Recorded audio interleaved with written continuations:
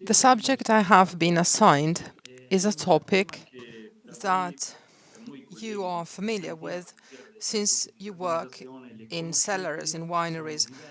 I talk about stabilization techniques. They differ, and every winery, every winemaker has different objectives. But the techniques in this case are linked to the topic of a low environmental impact, which we have been focusing on for some time now. Here you see a brief statement that I took from the Stabi Wine project. They asked a question, and I'm only going to mention this briefly, uh, back in 2015. They asked consumers and buyers what reasons guided them when choosing between two wines of equal price and quality. They asked whether their choice was influenced by certain factors. The preferred factors were reduction in energy and water consumption. The European Stabby Wine project then led to the development of a new molecule called polyaspartate, which enologists have known for a few years now. But we continue to work at it because some interesting things have emerged, and this is the subject of my contribution. Let's start with the fact that the OIV resolution back in 2008 stated what was essentially said by the previous speakers. It speaks about global strategies, the need to focus on the environment, viticulture, safety, health, product safety and consumer health, and enhancement in general. When I read this summary by the OIV, I thought that's a really good thought. It's not easy to achieve it, but we have to go in this direction. My approach, which is what I have found at EVA since I started working there, and it has been 20 years now, is that we should try to interpret what the winery really needs, because each of us has different needs, and I really believe in a customized solution. At EVA, I have found a good inclination for dynamism. If we apply this to sustainability, it really is useful not to use standard recipes, but to try all of us to make every effort to enhance the quality of winemaking. And I would also add healthy wine, because this is another very important issue today. Therefore, we should strive for the correct choice of products in the right doses, no more and no less, because in the end we have to provide safety. Together, we can also evaluate protocols for using products correctly, measuring their effectiveness, working safely, and simplifying work in the cellar as much as possible. This is our aim. I'm going to comment on this quickly.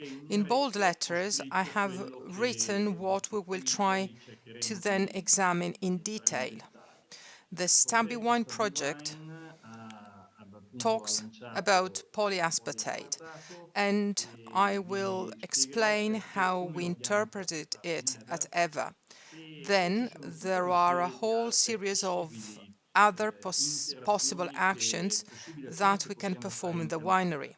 The last one at the end, at the bottom, which I hope will also capture your interest, is a new technique. It is the technique of continuous phenolic stabilization.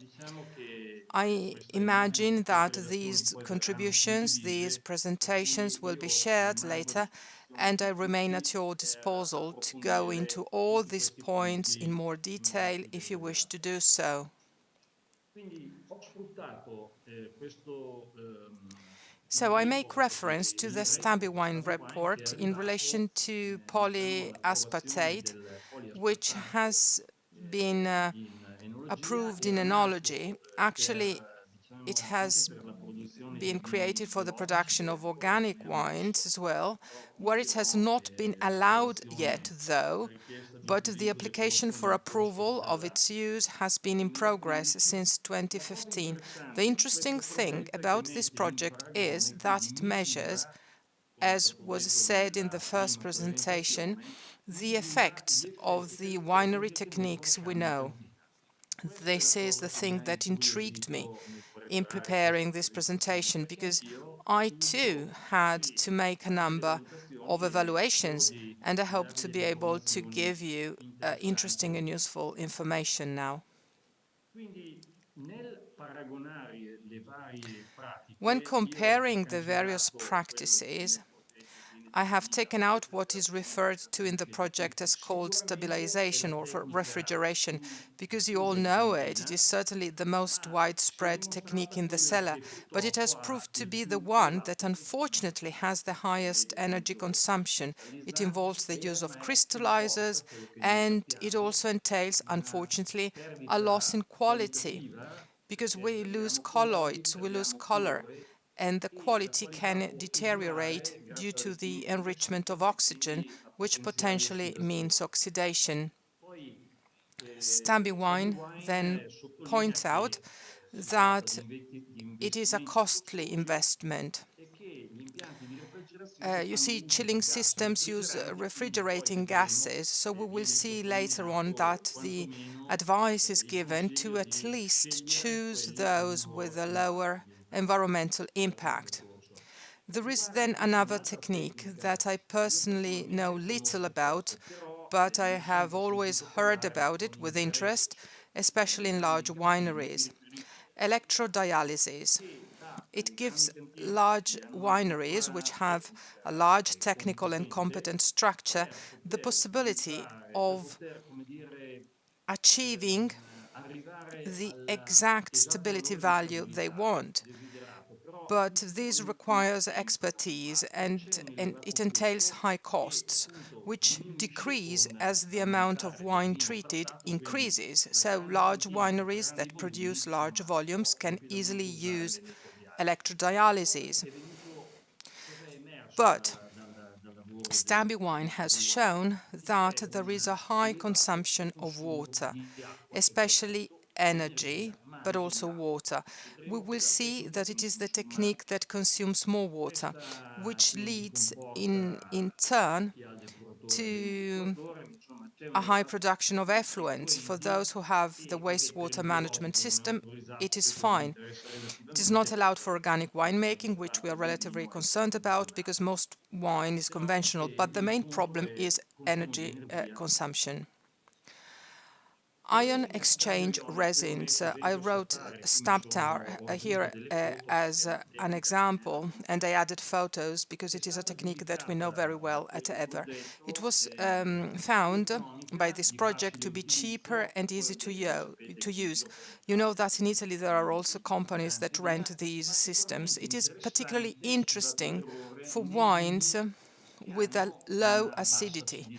But, as you know, this technique, which was proposed in the first resolution for achieving totaric stability, is actually used either in synergy or, above all, to reduced pH. The pH increase in wines around the world is uh, is a real problem. So today, ion exchange resins and therefore our Stabtar systems are extensively used for pH management purposes.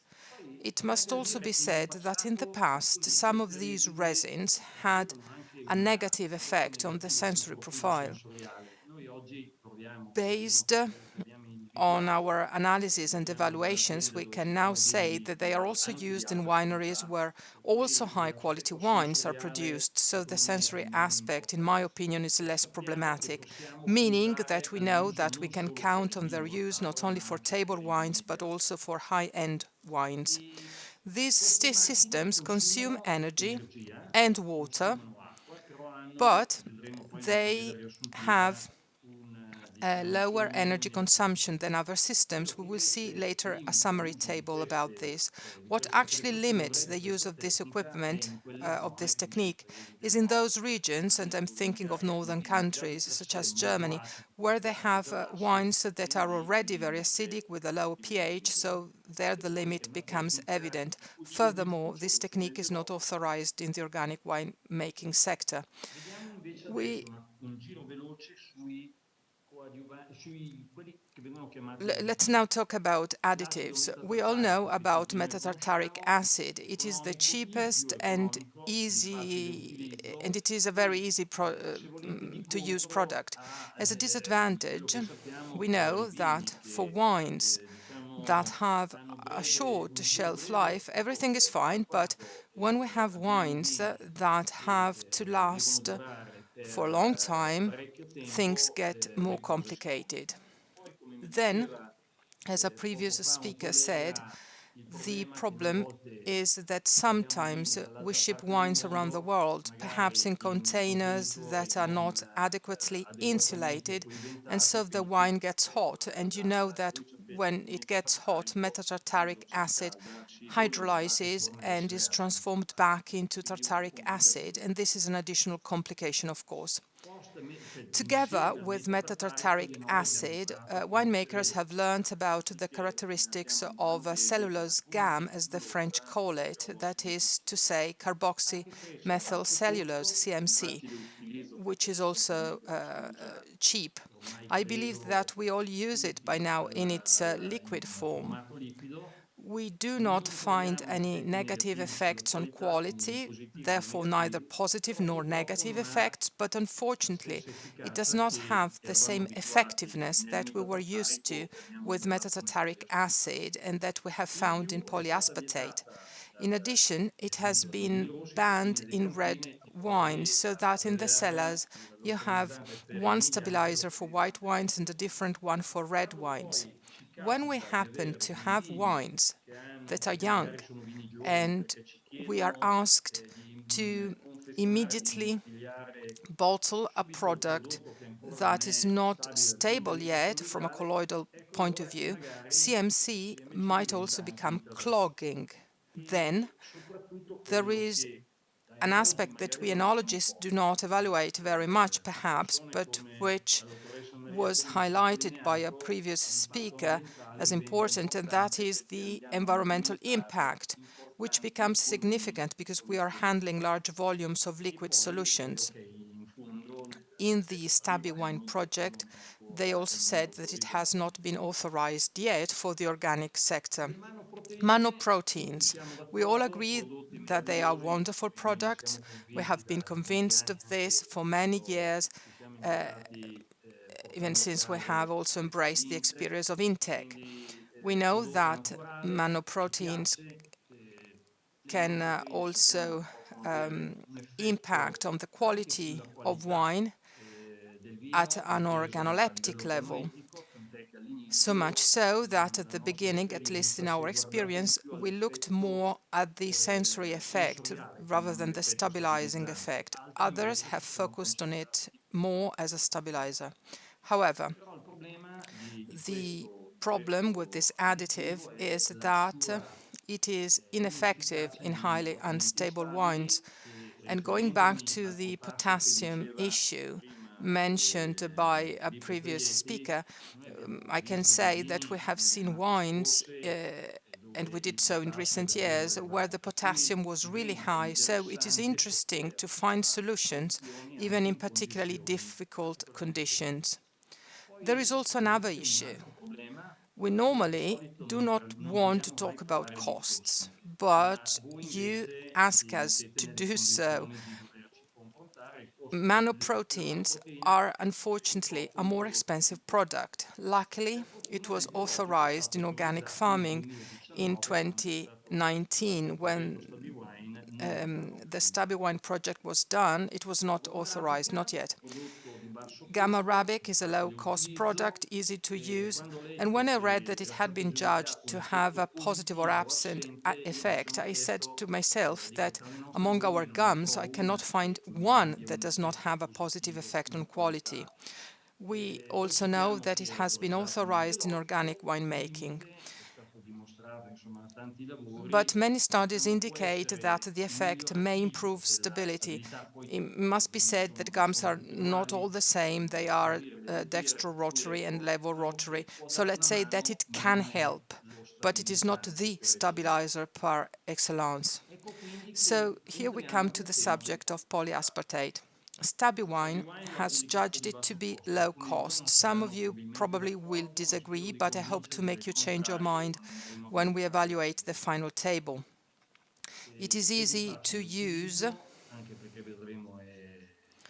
also because it is very easy to solubilize. It has no effect on quality, either positive or negative, as a molecule, at least the one selected by the Wine project.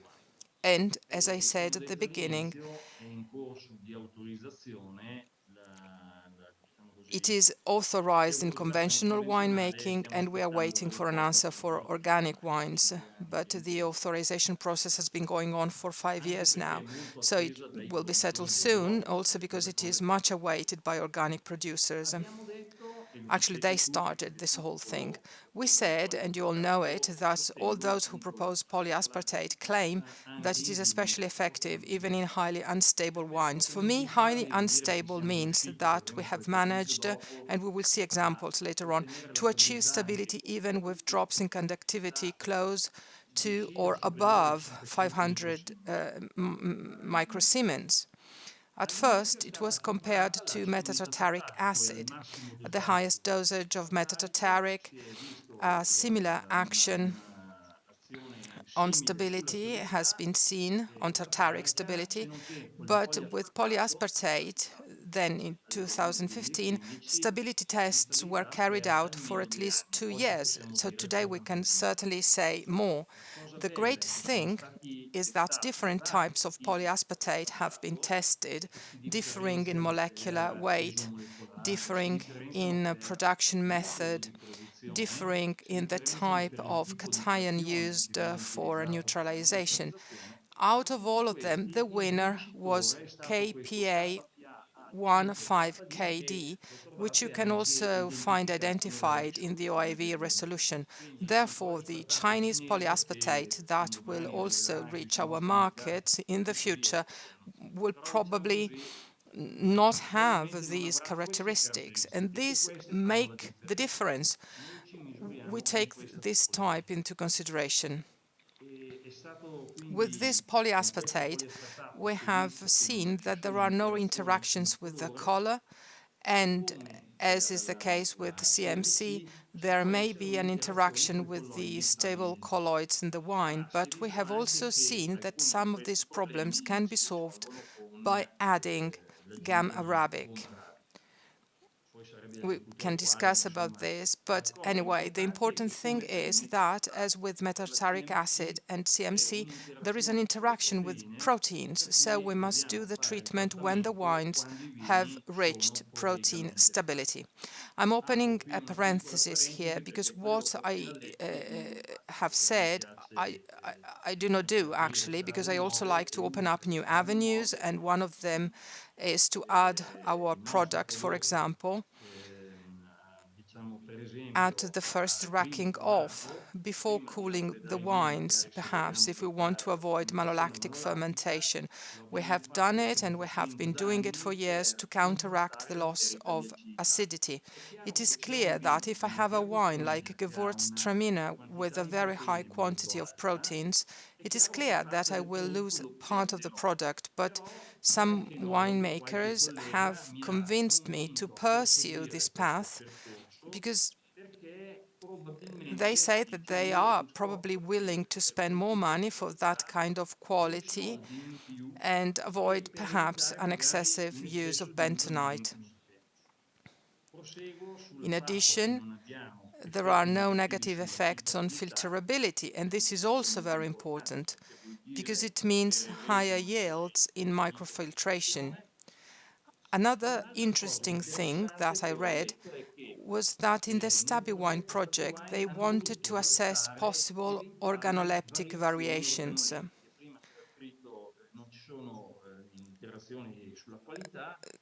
They have dosed up to 3 times the maximum legal dosage without finding organoleptic variations. This is an interesting thing from my point of view. We all have our own sensitivity, and I say this because it happened to me to perceive differences. I remember in some red wines, but then when I tried to demonstrate this by doing a dual cryo test, I had to admit that under objective conditions I was not able to prove the difference. I have therefore convinced myself that the product is sensory neutral. We have already said that since polyaspartate interacts with proteins, it would be good, especially for pre-bottling, to use it on practically stable wines in terms of proteins. The color note is there because there is this colloidal interaction, and we will see how we have resolved it at EVA. Companies that can carry out tests to assess tartaric instability find it extremely easy to carry out efficacy evaluations. We will see examples later to identify the correct dosage. And here I underlined this because while we initially always proposed the maximum dosage, after years of experience, we can say that our philosophy is to try to identify the correct dosage for safety, knowing that, as we will show in the example and see in the examples, this product works over time. What's more, since polyaspartate is a product that generates a solution with low viscosity, we have seen that we can dissolve it in cold water. We also sell a 10% polyaspartate solution, which is ready to use. But in order to pay attention to sustainability, our solution has been that of microgranulated formulations, which we will see later. We dissolve it directly into the wine, and as we would do with metatartaric acid, CMC, gum, or manoproteins, all we have to do is stir it, and it creates a product which, thanks to its low viscosity, homogenizes very quickly.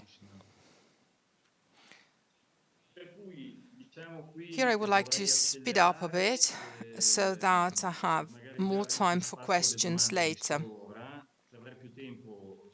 if any.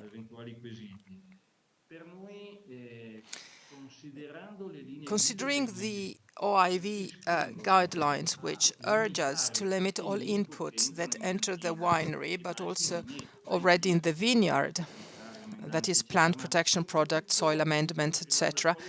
But above all, as far as polyaspartate is concerned, we should limit water and energy consumption and try to consume what is absolutely necessary to obtain what is needed.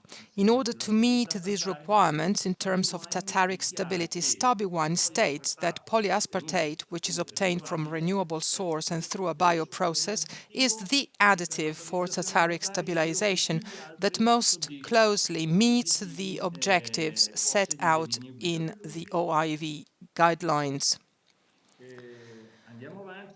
With regard to the consumption of water and energy, it is stressed that consumption must be reduced, and reference is even made to attention to hygiene.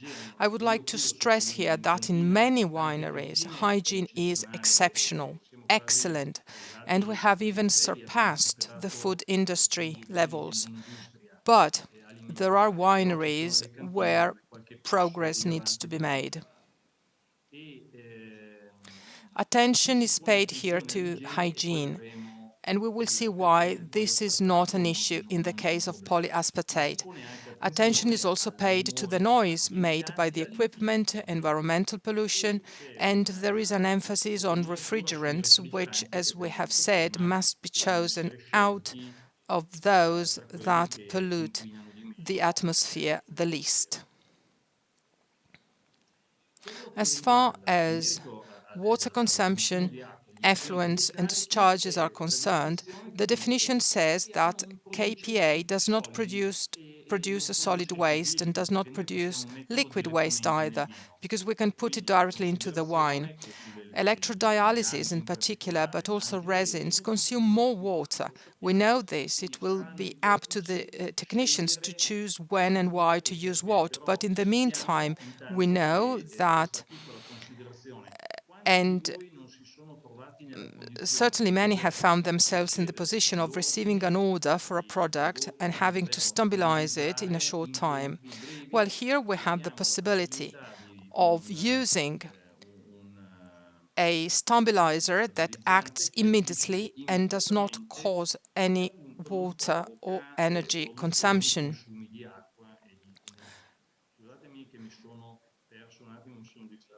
I will skip this part, partly at least, because of the time constraints. The OIV rightly states that from grape processing to packaging, we must make every possible effort and even use products that are perhaps reusable, which is why I like the idea I mentioned at the beginning of continuous polyphenol stabilization. We do not have time today to talk about this, but we will address it later on. We have said that polyaspartate, in addition to having a high stabilizing effect, avoids the use of traditional tartaric stabilization and does not cause hygiene problems. Many of the products we use, I'm thinking of gelatin, for example. I dissolve gelatin in water and ask you how many of you have had problems with strange odors because the winemaker forgot to sanitize. The advantage of a product of this kind of polyaspartate is that it is dissolved directly into the wine, so it does not contribute to any kind of contamination at a microbiological level. This is perhaps a small thing, or obvious thing, but I thought it would be useful to point it out.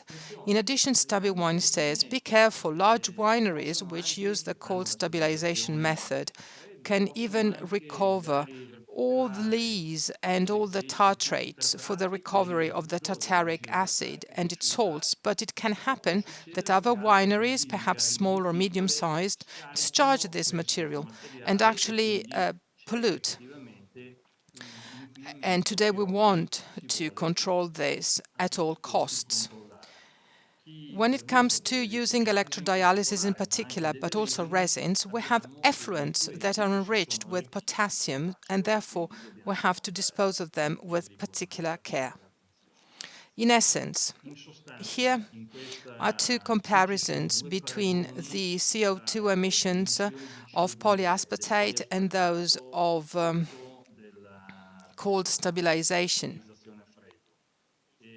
In the box, you can see that we are at over 3,000 kilos of CO2 per ton of polyaspartate. I have divided them by 1,000 to arrive to 3 kilos per kilo of polyaspartate. And if I look at the maximum dosage of 10 grams per hectoliter, I have to compare that 0.031 to 1.39 of cold tartaric stabilization. The number is more than 40 times higher in the case of cold stabilization or lower in the case of polyaspartate.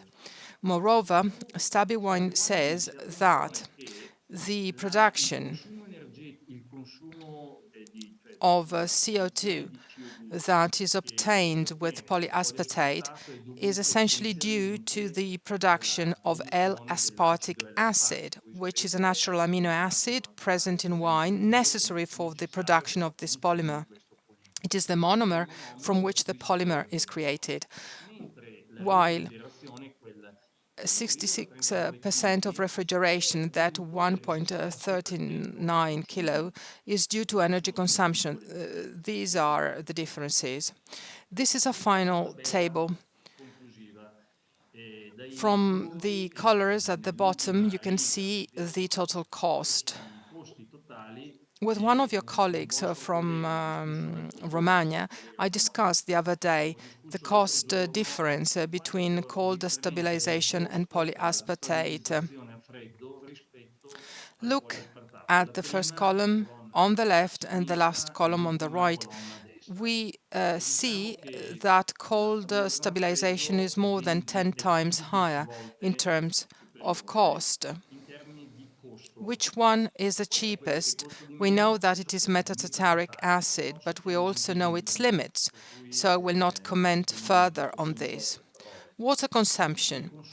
We see that we have a higher water consumption where we use electrodialysis, and we have higher greenhouse gas emissions when we use cold stabilization. This is just to make a conclusive assessment of these techniques. You have probably already seen data of this type. These are the official data from the Stambi Wine project. The solutions that EVA wanted to adopt in compliance with the OIV guidelines are two formulations, both microfilterable, where, together with that type of polyaspartate, KPAA5KD, there are polysaccharides and monoproteins. What is the advantage? With only 25 grams per hectoliter, which is the maximum dosage, we are able to stabilize highly unstable wines. And when we use Stabilissima app, we are able to have a synergy and obtain color stability, and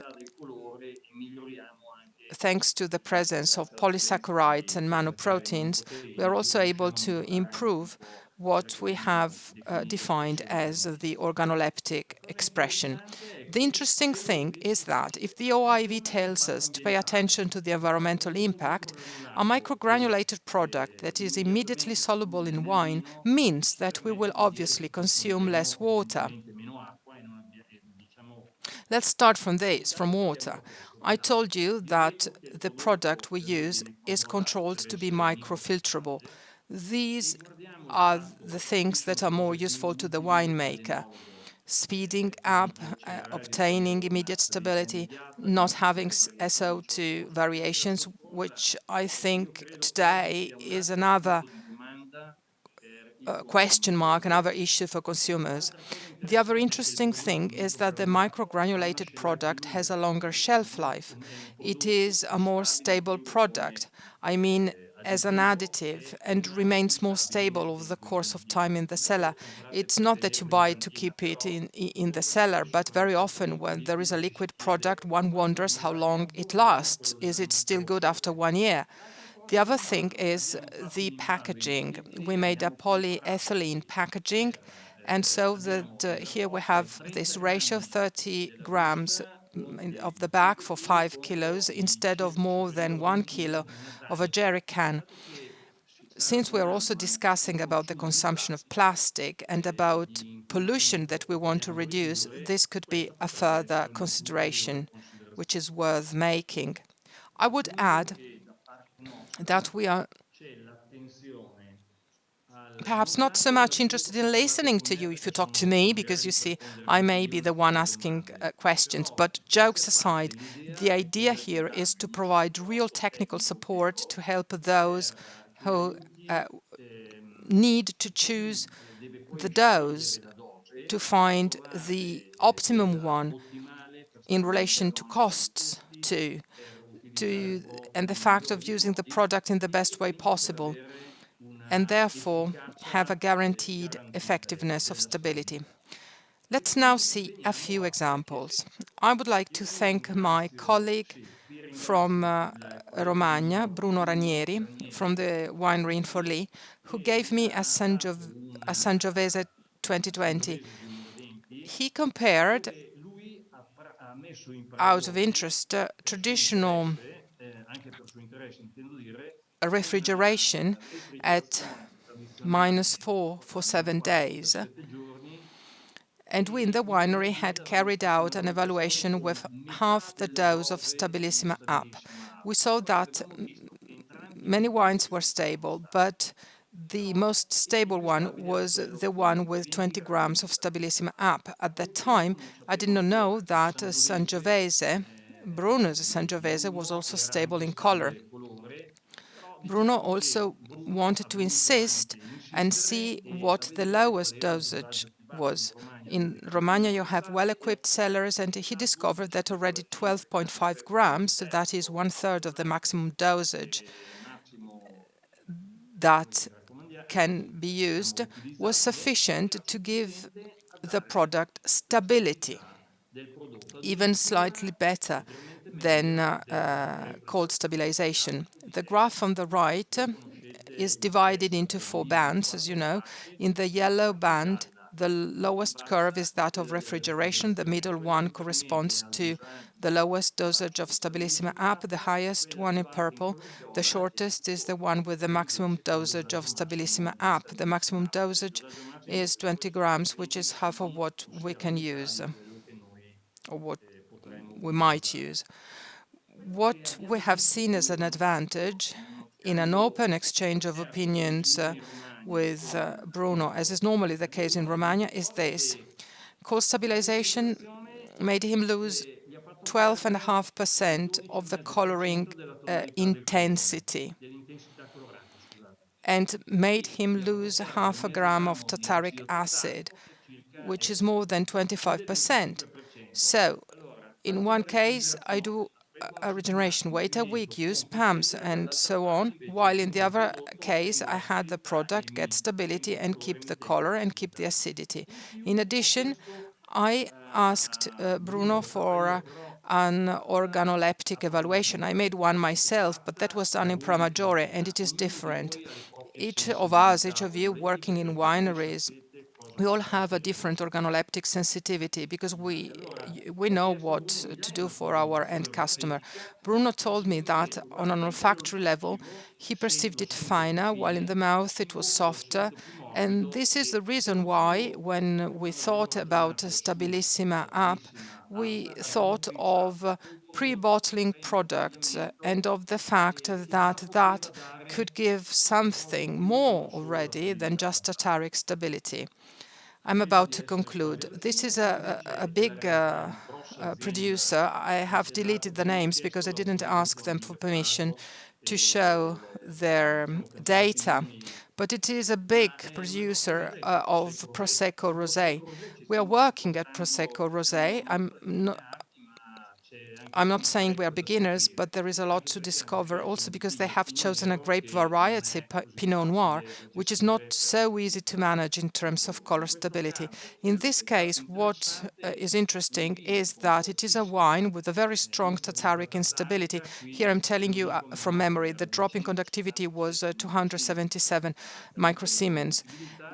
We did a test directly in the Prise de Mousse. We did 3 dosages using Stabilissima S, where the maximum dosage is 25. We started with 20, then 15, then 10. So let's say that all 3 curves allow us to say that we have reached the stability zone. In this case, however, for the sake of honesty, we must take into account the fact that during the prise de mousse, we also have protein production. So we could have an interaction and therefore perhaps a loss of effectiveness. However, and this is what I can say that we proved, we also have the margin to return to stability, to deliver a product which is ready for bottling without problems with the filters. And we have largely improved the operational management of the winery, safeguarding the thing that they were interested in, which is acidity. Since I was told by another important producer of spumante that by law it is not possible to correct the acidity when the spumante is finished, we asked ourselves, why not? Why not safeguard the acidity from the beginning of the prise de mousse, then we can also do it afterwards, but each winemaker can make their choice. I think that this is the last slide. We have uh, published it on the website because a curious winemaker asked me a question that I was unable to answer. The question was, if I have put Stabilissima into a wine to prevent acidity, we have a 2,000 or 5,000 hectoliter tank of Trebbiano. We have used Stabilissima. Then I realized that I have to lower the pH. If I do this on the resins, what happens? And I answered, I don't know, we have to do a test. And so we did a test. This is a really highly unstable wine, 520, 540 microsiemens. With Stabilissima S at the maximum dosage, we arrived at approximately 40 microsiemens. We saw, and what happened? And the answer is yes, you can even think about using Stabilissima first and then Stabter, but also the other way around. What I can tell you without going into details, because I would need more time and I do not want to confuse you and give you a headache late at night, but basically I can tell you that we have seen that the resins, at least with our Stabtar, do not retain Stabilissima, so we can imagine a synergy. I use Stabilissima and I have to manage my pH, or vice versa. I have lowered the pH and then I add Stabilissima. We have treated a wine with 25%,